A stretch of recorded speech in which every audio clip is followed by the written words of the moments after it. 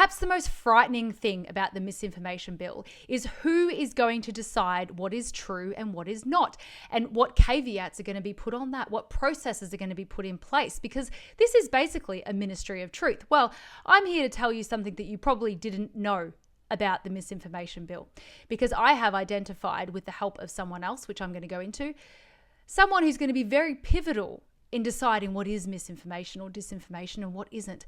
And this woman is the Minister for Communications. Her name is Michelle Rowland. Now, let me give you an example of the type of truth Michelle believes and doesn't believe.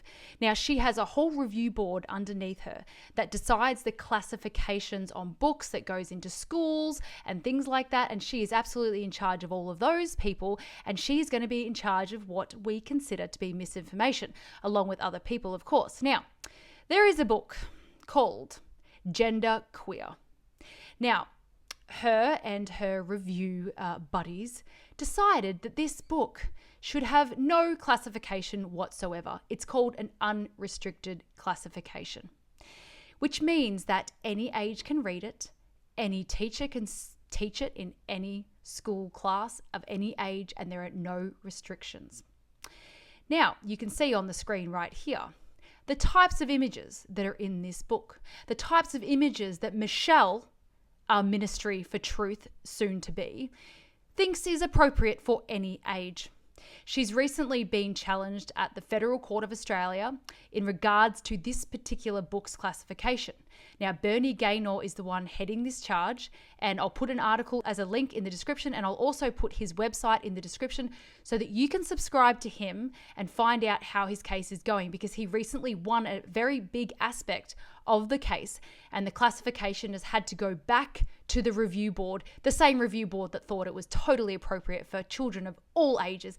Anyway, during that court case, what came out was Michelle's review board received 580 public submissions being concerned with the book, along with a petition with over 9,000 signatures. Now, the review board only got 30 submissions in favor of the classification of the book.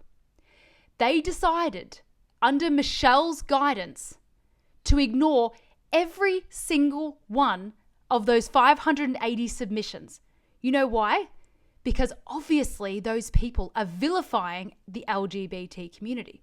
Now, of course, that is absolutely not correct, but they thought that they were able to legitimately dismiss 580 submissions just because they were vilifying a community, while the 30 were totally fine, right? The 30 in favor of the book. Now, the misinformation bill includes language around vilification. So, if Michelle and her department can review this book that you've just seen pictures of and give it an unrestricted classification, and then ignore over 10,000 people, if you include the petition and the submissions, 10,000 concerned citizens just because they're potentially vilifying a community. Just imagine these exact people being our ministry of truth. Imagine Michelle deciding what we are allowed to talk about and what we are not allowed to talk about. These people ultimately allowed pedophilia in a children's book and classified it as unrestricted so all ages could see it. We sure as heck cannot trust them to decide what is true for us. Let me add that she was the defendant in the federal court case with Bernard Gaynor. She defended her review board's actions. She defended that this image that you see on the screen right now does not depict pedophilia at all. Oh no, a man who is kneeling down while the child is standing, which shows a difference in height. The man who has facial hair and pubic hair, while the boy standing up has no facial hair and no pubic hair.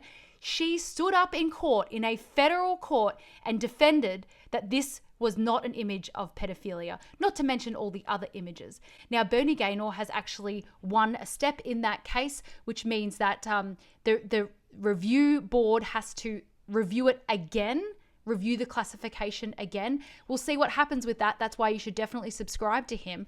But she got it wrong here. And she's the one who's going to be our minister for truth. Let that sink in. I mean, Michelle, I'm never going to listen to a word you say. And if the misinformation bill goes through, I don't really care, because I'll just go off social media and we'll do things on the ground again like we used to do during COVID when we weren't allowed to.